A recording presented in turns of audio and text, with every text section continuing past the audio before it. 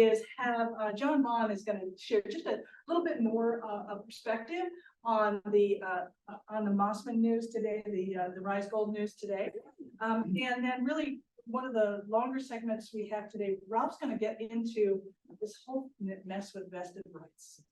Okay.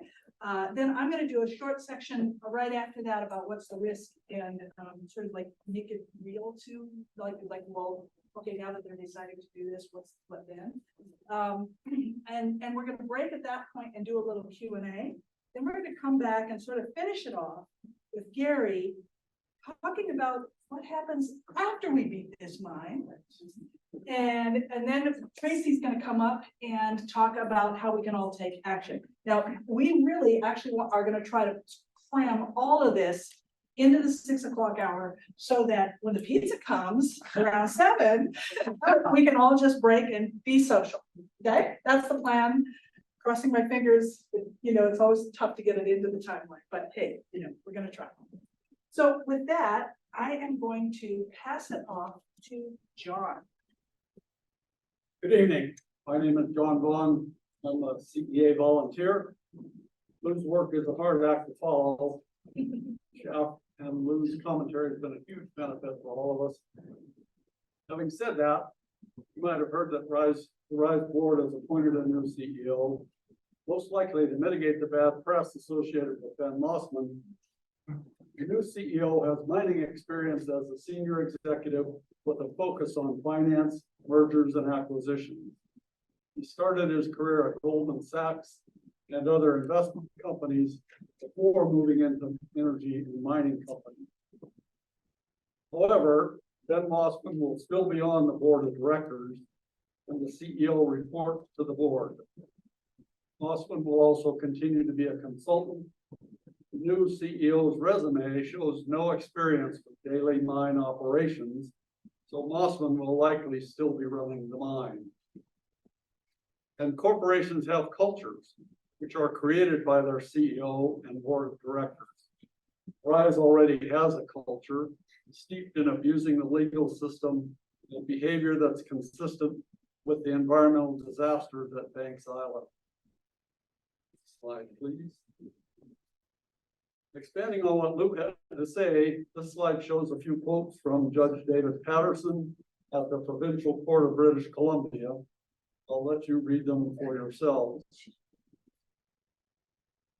Rise supporters have claimed the spills for which Mossman was found guilty are minor.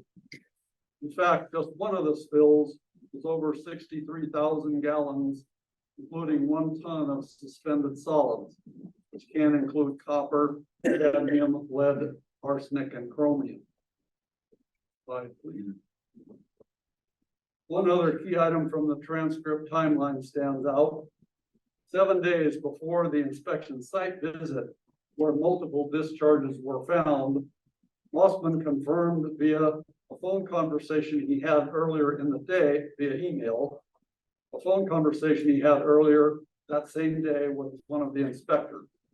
Mossman's email says, as discussed on the phone, there is no discharge of mine effluent into the environment.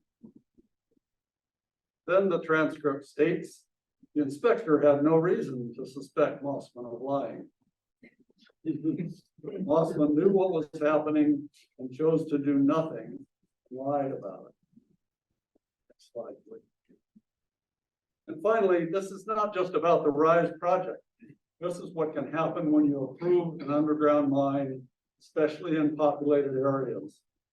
It only requires a brief survey of the mining industry to see that many mines follow the same pattern.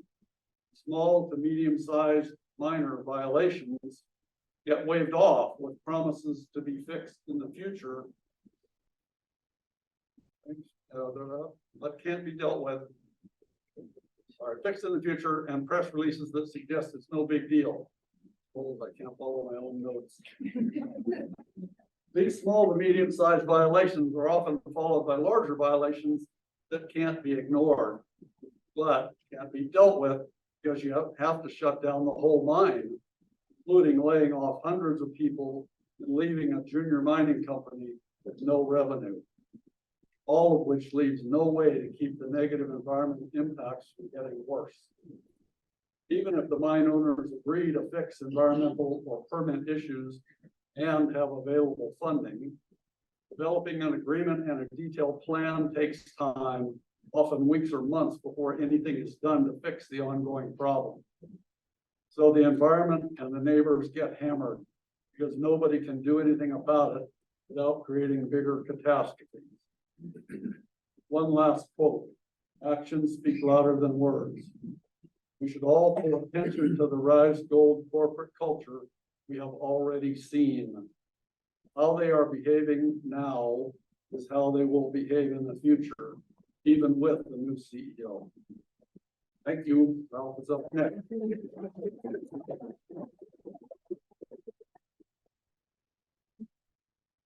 Good evening.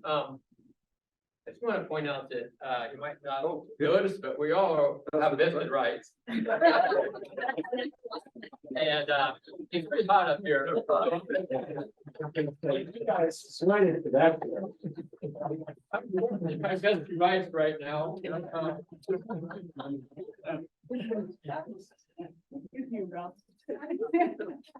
So welcome. The first slide, next slide. I'm starting with a 30,000-foot view of where we are, and then I'll dig into the vested rights issue a little bit, and then I'll end with where we're headed, or at least where we think we're headed. Next slide. Oh, sorry. The big picture is, as the saying goes, you can't make a silk purse from a sow's ear. There are severe problems with opening Idaho American mine. Those of you probably know about these. There's a huge problem of mine waste disposal, threats to groundwater and local wells, zoning conflicts, greenhouse gas emissions, air pollution and asbestos emission, potential water pollution, and more. These problems don't go away. Slide. Technical studies and hand waving, EIRs, these serve to identify the problems, and mitigations can't solve them all. The problems are unavoidable due to the nature of the mine and its location.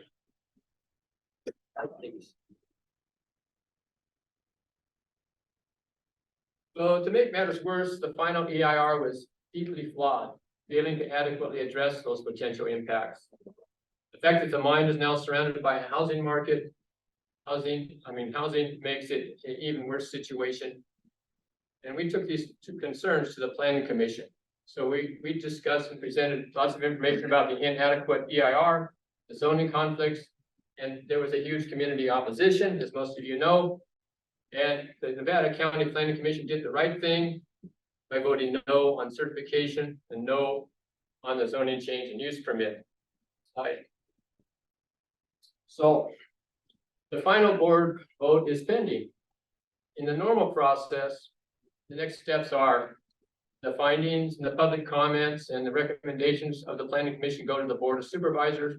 We have another public hearing, and the board makes a final vote to certify the EIR and to approve or deny the use permit. Slide.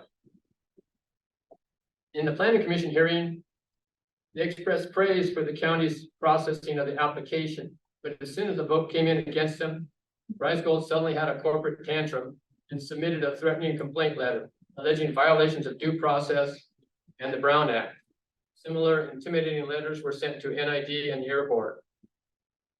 CEA produced a legal analysis of their claims, which we found to be baseless. We don't feel that the Board of Supervisors will think kindly of it, of the Rise letter. I think they think kindly of our letter, I hope. So next, we have point number 2, vested rights claim. Why are they doing this? Are they buying time? Are they trying to pump up the stock price? It's noteworthy that Ben Mossman's sentencing was today, supposedly. I guess it's running over a day. But originally the hearing was scheduled to be October 2nd, a week from now. So maybe they just wanted to delay things. I don't really know the answer to that. Next slide, please. Okay, so now I'm going to dig into the vested rights petition a little bit and try to explain it. First, I'm not a lawyer, but I'll try to convey this information accurately. Our legal team at Schutt, Haley and Weinberger is preparing a legal response to Rise Gold's vested rights claim. Under California law, generally, a vested right is a right to continue an activity that existed legally prior to the enactment of a regulatory program, but is now a non-conforming use. For example, if you have a grocery store and legally are serving coffee, and then they pass a law that you can't serve coffee in grocery stores, you probably have a vested right to continue serving. But don't quote me on that, I'm not sure. This is an example. Submitting the vested rights petition to the county interrupts the plans for the final hearing on the use permit. And for if they had awarded the vested rights, there will be no final hearing. They can start mining without it.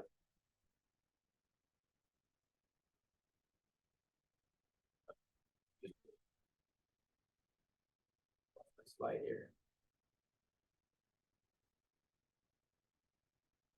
So, yeah, here we're on the right one now. Guidelines for vested rights. In the mining situation, much of this rules about establishing about vested rights is established by case law.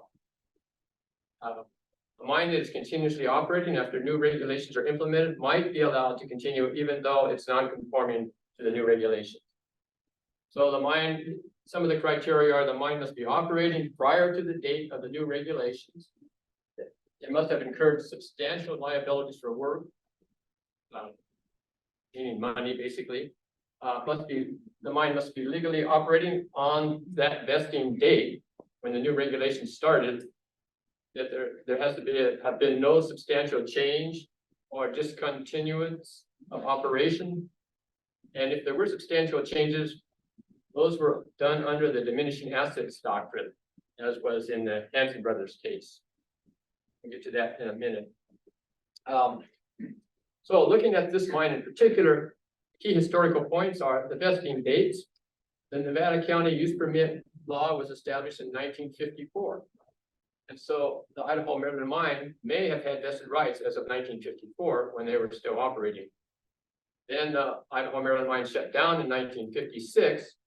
And so one can say the vesting right died by 1958, a year or two later. So that's it, we're done. They don't have vesting rights. Yeah. That's the whole argument. When it comes down, they discuss a lot about abandonment, whether there's an intention to abandon and legally, and whether they acted on it, or if they failed to act in conformance with that intent even. So for the Idaho Maryland mine, there's a lot of evidence of abandonment. No mining was done after 1956, zero. The mine was reflooded, the surface properties were sold, all equipment auctioned off by 1957, and the country soon went bankrupt. Ben Mossman also makes a good case for denying vesting. He said, quote, "It has been closed since 1956, unquote." Oops. So hundreds of pages submitted by Rise Gold include all sorts of claims based on everything from wishful thinking to sawmill operations. But in fact, these activities are not valid. These things are not resumptions of mining operations. Drains are opening, permit applications to reopen, sporadic salvage of mine waste for aggregate sales, sawmill operations, or even obtaining a 1996 use permit to dewater and explore the mine. These are not mining operations in the sense of the mine as it operated prior. Okay, but even if these counted, they were not continuous. There's many times where nothing was going. So even if you want to argue that there was continuous mining, which we feel is ludicrous, there's a problem with the details of what were the vested property. Each site has to be considered. Significant changes will have been made from the 1954 mine, and this does not comply with the vested rights. Rise did not own the site of the mineral processing facilities. they are actually located east of Centennial Drive on property that's now developed with commercial and industrial buildings. The buildings on facilities that they plan is that on the Brunswick lumber mill site. And that would be a new project in terms of, from my view of, in the county's view, that'd be a new project that would require a use permit because there was no mine project facilities there. Dumping tailings on the Brunswick lumber mill site would also be a new project. So the current plans show dumping tailings south of the processing facility, right on Brunswick Road, right on adjacent to Brunswick Road. The Centennial site was just used for a tailings dump. And Rice Gold does not own the Round Hole site. Next slide, please. So our legal view, the Rice claim of vested rights has no merit. Idaho Maryland mine was abandoned in 1957. Those similar mining operations have taken place there since then. Other actions listed by the Rice petition are not valid, and the Hansen case is not compatible. For evidence, more evidence about abandonment, the site was identified as an abandoned mine in 1989 by the DTSC, that's the Department of Toxic Substance Control. Note that in the Hansen case, which is cited by Rice, that the Hansen business did not shut down. There were some aggregate sales going on, and the suspension of the aggregate processing was temporary. The business was still viable and operating. There's just bad economics for a period of time. So this is significantly different from the Idaho Maryland mine, which the business went completely bankrupt. They completely shut down. They got rid of all their equipment, and there was no intent at that time to continue mining. They let the mine flood, and decades have passed since then. So now back to the big picture. Great job, by the way, I forget to tell you. Really hard job, yeah.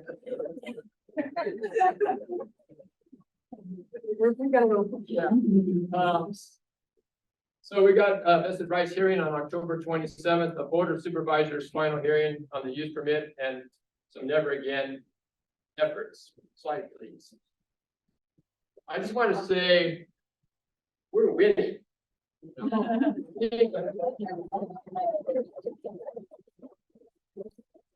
It's good to you guys, and a lot of hard work, a lot of community involvement. So let's carry it through.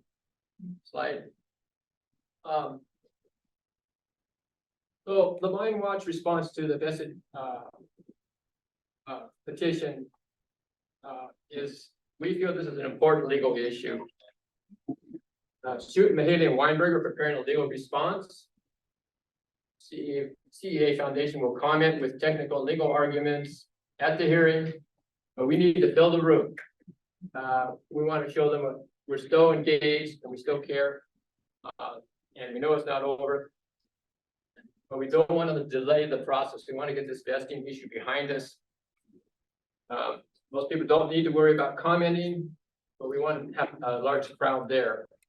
So let's dispose of this distraction so we can return focus to the final hearing in December. The final hearing on the use permit will probably be in December, I should say. And it involves, again, the normal process of a hearing to approve or deny the use permit and EIR certification. We want to have a repeat performance with a large crowd, lots of good comments, with good content. We want all hands on deck, basically. So please, what you can do is make a commitment now to attend and help present our arguments at the final hearing, and donate to our matching fund, because lawyers are expensive and operations cost a lot. I believe the vesting rights effort by RISE will fail if we show up and make our points with full support, and we need your support. Finally, stop RISE and never again. So stay engaged. In Indian. I think I was supposed to say that we're gonna work after we stop this mine to get some changes in the county ordinances. So that you can't just decide to open a mine next to a community, a residential community. Or at least put more specific language in the general plan. So that's our intention. It might be a little bit complicated to figure out what we can do that would be viable and pass all the criteria, but that's our hope. Thank you very much.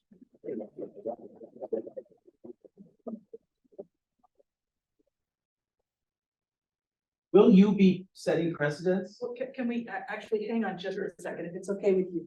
Yeah. I knew people were gonna want to roll right into Q&A, which, Yeah. yeah, We'll can put we? this up in a minute. What I'd like to do, with your permission, is to do just one more short segment and then open up questions for the first three presenters, okay? Just as a way of managing some time. Is that okay? Will you forgive me? Thanks. All right. So that was awesome, Ralph, and as always, what we wanted to do next was really just kind of try to personalize this and little sort of like, okay, so now they're playing this vested rights game, what happens what is the risk if they actually got that? And so we're going to just spend a few minutes on that. Right, so if vested rights are granted, we've got a mess on our hands, okay? Because they're doing a complete end around our normal use permit process that involves the EIR.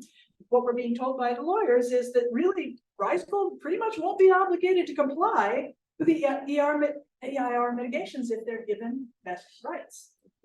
Oh, yeah. Think about that, right? It is a complete end around. I mean, the other thing is, I mean, look at what were vested rights intended to do in the first place, right?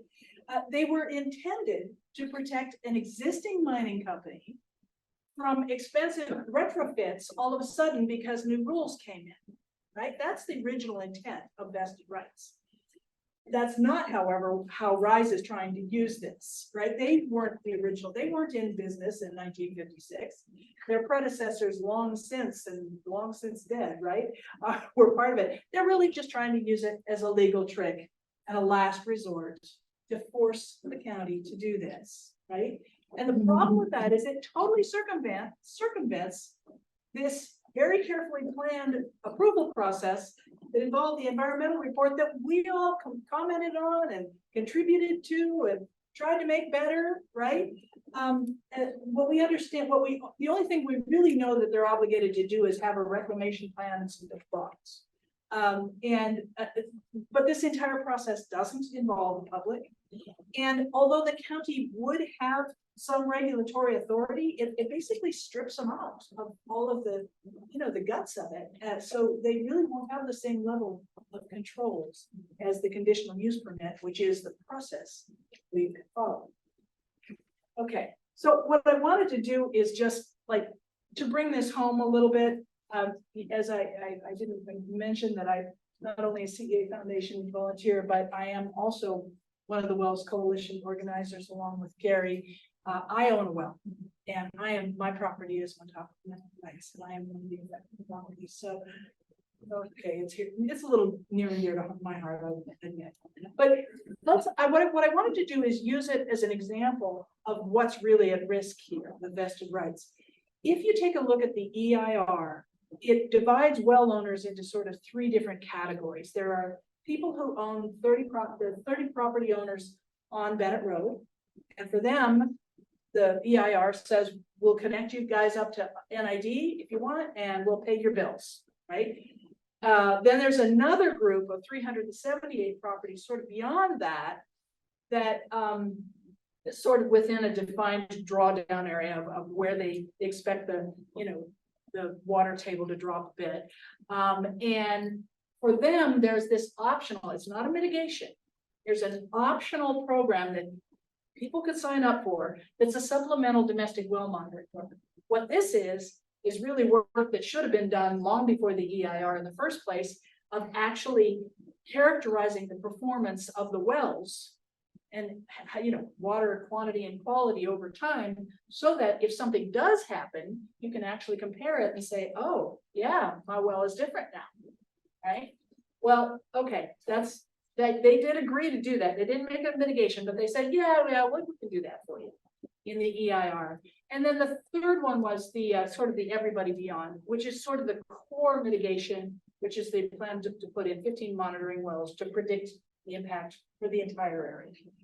Now, okay, those are some protections. In fact, like that 378 property thing, that didn't exist in the draft. We fought for it and we got it in the final. But guess what? Once they got it really done, there's still a whole bunch of gaps. For the 30 properties, there's water quantity and quality limits. For the 378 properties, holy cow, a really inadequate timeline.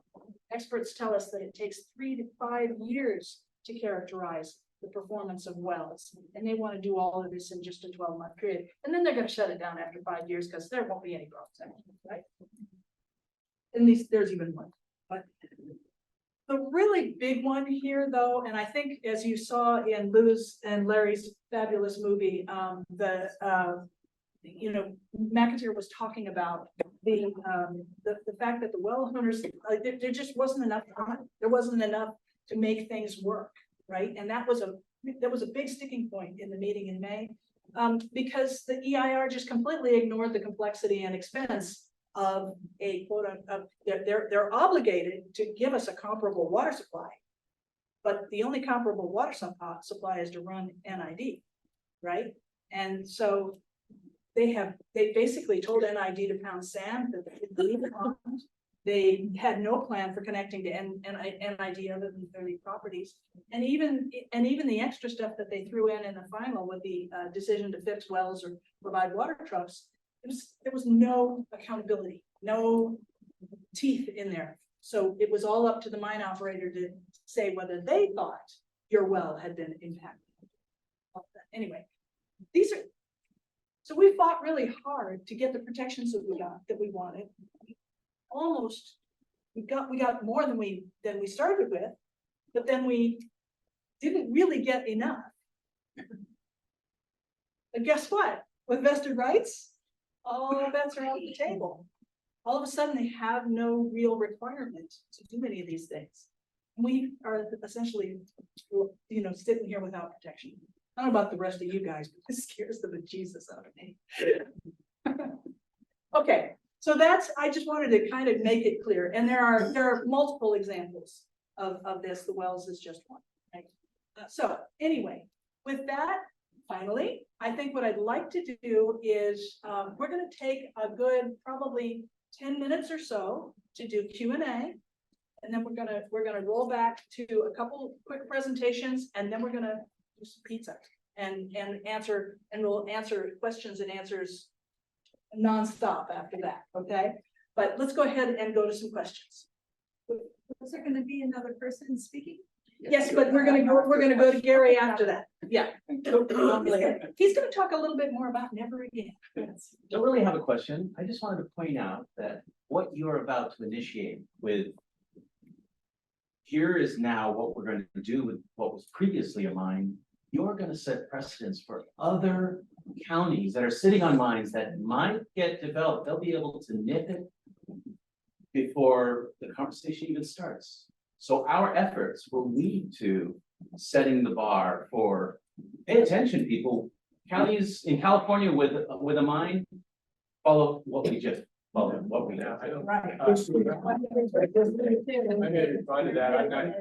I'm not sure I would run with that idea. We do want to do something in our situation in the county. But I don't want to make claims that we're going to set some precedent. There are actually precedents out there. But they will see our work. We may, I'm just not sure we want to lead with that. Right. Yes. Quick question, they will supply one of these 30 well owners till the property is sold or next, right?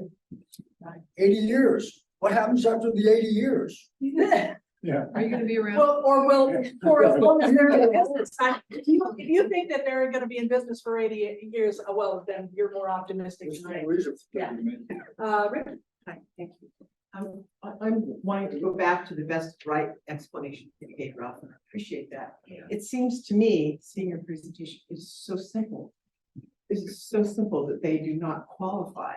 So then the question for me becomes, what are they doing? You know, is it really as simple as if, well, they have to operate and they have a continuous la la la? None of that is true. So what are they doing? Like, why did they do, this just seems Yeah. crazy. Well, I mean, we've had several theories. Uh-huh. Oh, the question is, why are they doing a vested rights petition when it seems so unlikely? And so, I mean, we've had several ideas floated around and we don't really know. But it could be they just wanted to buy more time so that they can see what happens to Ben Mossman in case he gets locked up. It could be that the lawyer just wanted to make a whole bunch more money. And it could be that they really thought that that the board of supervisors is gonna deny their project after what the planning commission did. They thought, well, they have nothing to lose. Maybe the board will drink the Kool-Aid and give them this thing, you know? I think there was another idea that's out there. So it's really hard to say, like a combination of all those things. It has driven the price of their stock up. They've been out there saying how wonderful it is. We've got vested rights in the bag. And so they're making options, they're getting funding out of this by basically floating out stock options, and then they did a private offering, I noticed that today. So it might be just a way for them to raise a little more revenue. Yeah. Just a variation on her question. I read the petition. It is about surface mining law, not underground mining.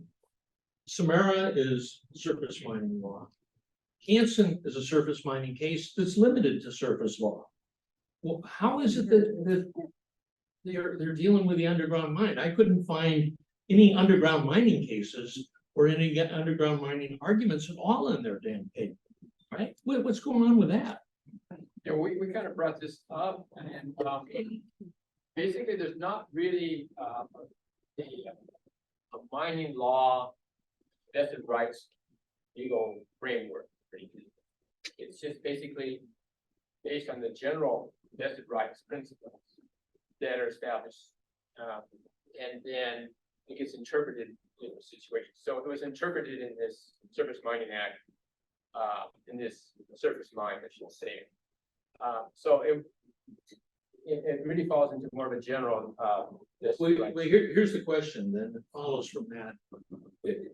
Under Samara and Hanson and all these cases on surface mining, you need a reclamation plan and you need financial assurances to back up that plan. Where is their plan? Where are the financial assurances? At the rate of $5,000 a day fine. Yeah, so they are required to have a smart approved plan and financial assurances. It generally is woefully inadequate.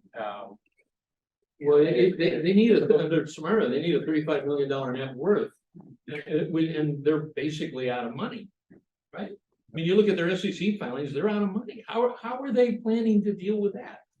April SEC filing said that they had done an internal audit on their financial controls and failed the internal audit, and that therefore no one could trust their numbers because they're likely to be wrong. Well, they've had a going concern opinion on their financial statements for years. Good question. And there may be some new case law that is established on this one. Yeah. There's someone over Actually, here. there was, you're gonna take it on the far left.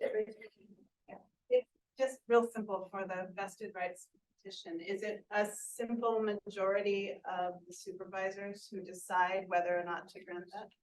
Correct. People. And it can be appealed. How about you, Mark? Yeah, what do we think is going to be the county's decision-making process and their decision criteria? Well, there'll be a staff report that's prepared mostly by the legal counsel at the county. That'll be published before the hearing. Then there'll be like a regular hearing. Public will be able to make comment. I'm actually trying to get some more specifics that, you know, the kind of time they're gonna allow for public comment and so forth. They'll know more in the next day or two, but, and then they'll just make their decision based on the facts that they're given from the staff and from the public input in their own thought process, so. Yeah, that'll make the vote. Sounds like it's 99% going to be the recommendation of legal counsel, county legal counsel, right? More than likely, yeah. Yeah. Because it's really a legal issue. And that's why it's really important that we want to, that we've gone ahead and hired our lawyer, and authorized her to do the research. And it's actually both work together. And they have experience in this because then they have a lot of depth of legal resources and Mahaley and Weinberger. And so we feel that that could help the county, because in this case, we're totally on the county's side. It would be a disaster for the county to have this line open without any, you know, the modern oversight that we normally have. And it would be a disaster for the community. So I think it's a strong case that will be supporting their efforts. So will the county be willing to accept our legal conclusions? Well, we'll give them our legal conclusions and they'll agree with them, and they'll have their own conclusions. And in a perfect world, it'll be the same conclusions. Well, and could I just interrupt? I think if you look at what happened with the draft EIR and the final EIR, a lot of our comments really went in well ahead of time so that their teams could actually evaluate those in advance. And in the meeting, like in May, they thanked us for all the input and all of that. And so, you know, it's not just an us versus them. It's like we're trying to add to their knowledge. Mahaley Weinberger is one of the most spectacular environmental firms in this state. So we'd like to believe that they're going to have some. Okay, but the county's willing to listen to that, Yeah. because they could just say, we've got our own legal Yeah. counsel. Oh, no. Sorry. No, they'll consider all comments basically, but I would just like to add that another reason why we want to have our comments in is because if the county were to decide to approve vested rights, we will probably challenge that. Exactly. Will we be able to submit a referendum? Put it before the people to vote on? Yep. Because there. Or initiative. Yeah. Yeah. Yeah, that might be down the road, a referendum on that, but we're not ruling that out. Yeah, it's more applicable to the standard process. You know, this gentleman behind Mark has had his hand up. Someone else already asked that question and you answered it already, so Okay, I'm good. okay, great.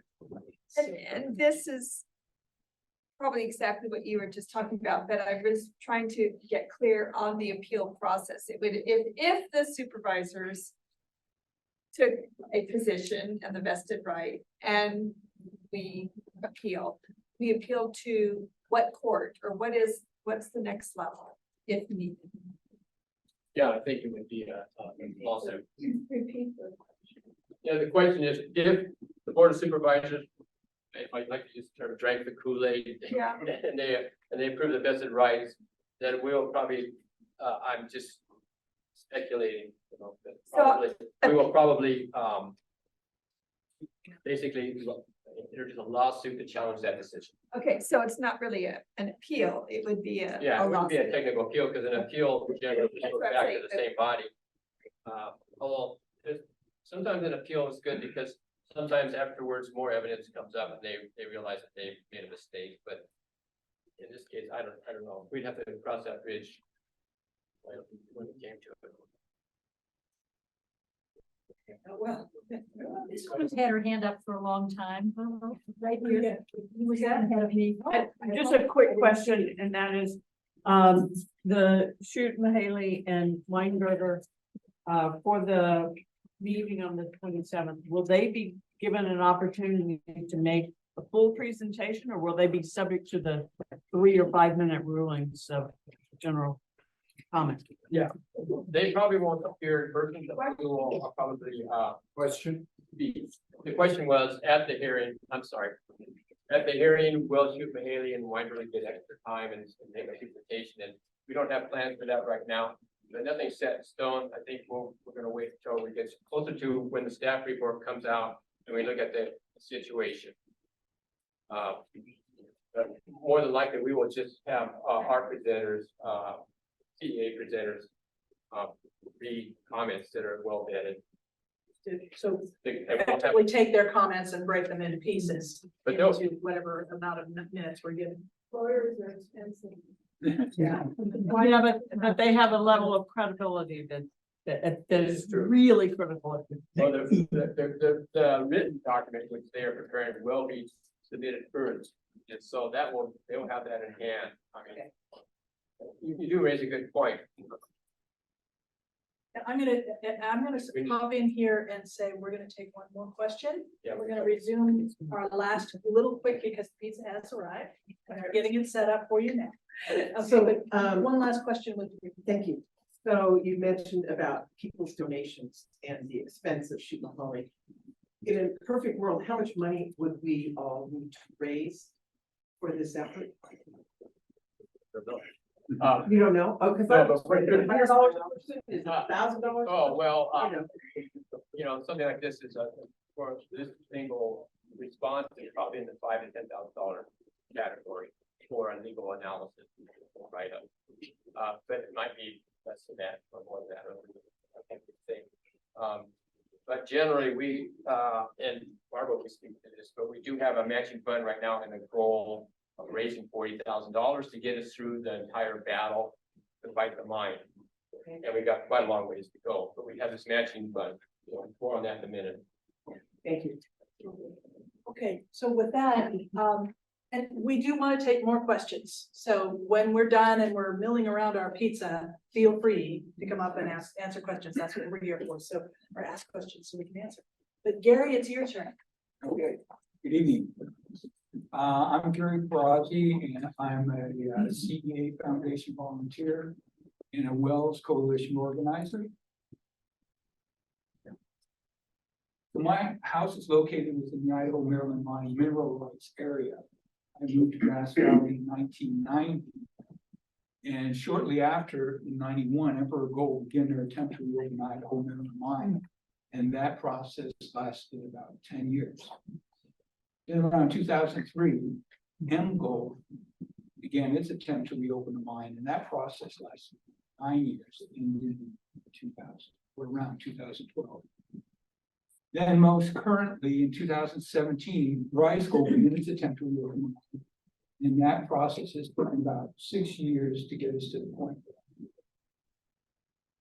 So over the last 30 years, I've spent well over 20 of them dealing with this mine. With each proposal to reopen the mine, I've literally spent hundreds of hours fighting to protect our wells and our community. So many individuals and organizations have also spent countless hours fighting the reopening of this mine. Even though no actual mining ever commenced throughout that entire time. These periods have been a significant burden on homeowners, having to deal with the constant threat of the mine and the immediate impacts on residential values and the community.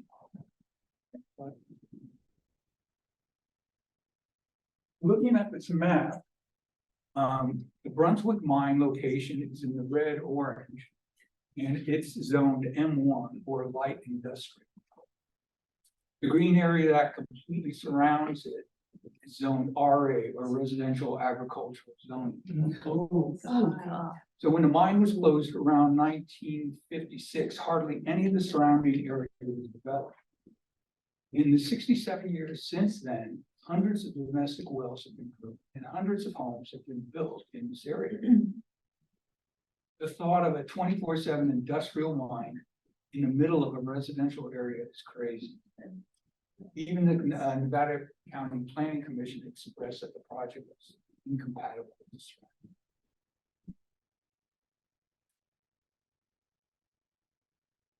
So even when we stop Rise Gold from reopening the mine, we're not finished. Corporations with gold fever will undoubtedly come back knocking on Nevada County's door again. So after we beat the mine, we also plan, as Ralph mentioned earlier, to ask the county to establish new guidelines for when and where mining can take place in Nevada County. Think of it as a never again initiative. so that people living in established residential areas never need to worry about fighting to protect their neighborhood against mining again.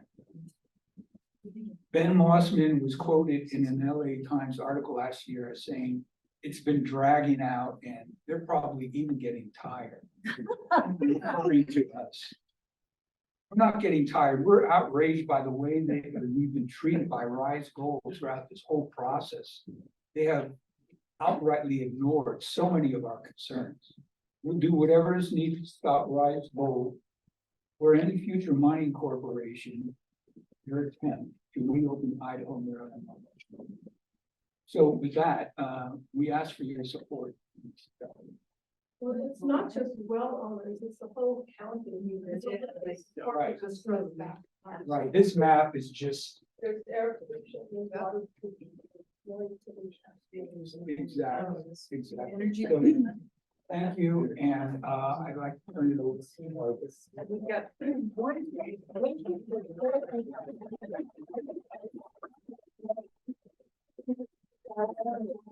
This will be very short because the pizza smells delicious. My name's Barbara Beans and I'm on the CEA Foundation Board. I have been through all of this with all of you. It's wonderful to see all of you again after with all this volunteering you've all been doing and so on. It is a community effort and it's absolutely wonderful to be involved with such a fabulous community. Turn my back on you. I think I'm here just to be a cheerleader for and saying that we are not going to be going away. We are in this to the finish. What is it, the bitter end, so to speak? So there's no fear that this is it's going to stop. This opposition is going to stop. But we are going to need more volunteers, more donations, because as you can tell, Shoot Mahali and Weinberger, while being rather reasonable to us, not always, I don't suppose, they do need to be paid as well as all of the other mechanisms that we are involved with and so on. So it is to the bitter end, and it's going to be a push afterwards when we win to have a never again, for sure. That is what everyone has said. Why are we going through this again? Well, we're going to try really hard not to. We're going to take it all the way. And this great group, CEA Foundation, is wonderful. And all of you. So we're depending on you and all our other volunteers as well. So thanks for listening. They've answered, I think, all the questions.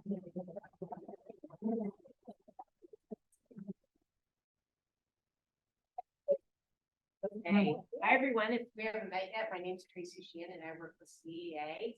I'm so excited to be here with you guys tonight. So as you all know, you can do the next slide with that. It is this one. Gary mentioned this, but if you hadn't seen this in the paper, this was in the LA Times a year ago, June 2022. Mossman basically says they're going to get tired. In fact, I think they're getting tired now. And I was like, yeah, smart man. You know, look around at some of the battles you've seen, right? In different counties. Ricky's shaking her head, yes. These things go on for a long time. And when we started this, we were all gung-ho. And a few of us were like, don't sprint. Don't sprint. It's a marathon. Well, guess what? We're at the end of the marathon, friends. But we have 3 hurdles. And we have to take them seriously. Sometimes I get a little worried that we're like, oh, they don't have it. Nope. You have to act like they do, right? Yes. 3 hurdles. The first hurdle, vested rights. Who's coming to the meeting on October 27th? Raise your hand. Raise your other hand if you can bring one more person. There you go. We almost filled the board chambers just doing that, okay? You're bringing one more person. That's the first hurdle. Second hurdle that I want you all to do is you're going to learn how to use your phone. So, and you're going to write a letter. We've made a special QR code and a special letter, a message to the Board of Supervisors. So yeah, say no on vested rights, but number 2, stick to the timeline. No more delay tactics, no more. Done, enough is enough. Let's finish this. We want you to send in the let's finish this letter to the Board of Supervisors. So you're gonna see this, you can go scan it tonight, you can do it on home, it's on our website. Finally, if we clear those hurdles in early December, we're going to the Board of Supervisors. And we went to the Planning Commission, we had over 1,000 people there. I know, anybody who handed out stickers knows. We were meticulous. No one got an extra sticker, and we actually handed out over 1,000 stickers in 2 days. We are going to do it again. And when I say we, I don't mean the 5 people up here. I mean all of us. It's the only way that works, okay? So who's coming in early December? Yes, we're gonna jump the hurdle. Are we tired? Are we tired? Nope. We're at the end of a marathon. At the end of a marathon. You can do anything for 2 months. Speed up. Let's go roll over them. So Do we get another earthquake? Yes. Be there. All right, so I was trying to figure out a rallying cry to end this, so how about never again 3 times? And then we're gonna break before, hold on, we're gonna break, then we're gonna have our social hour. We're gonna have a little toast, so once we break, go over, and if you'd like never experience some non-alcoholic drinks, well, there you go, you can try those out. And we've got pizza in the back. You ready? 3 times. Never.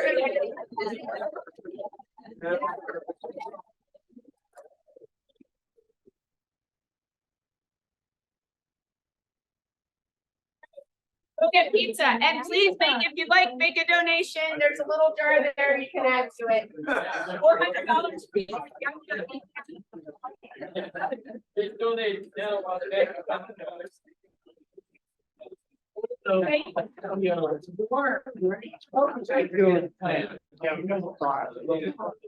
Yeah, try not to.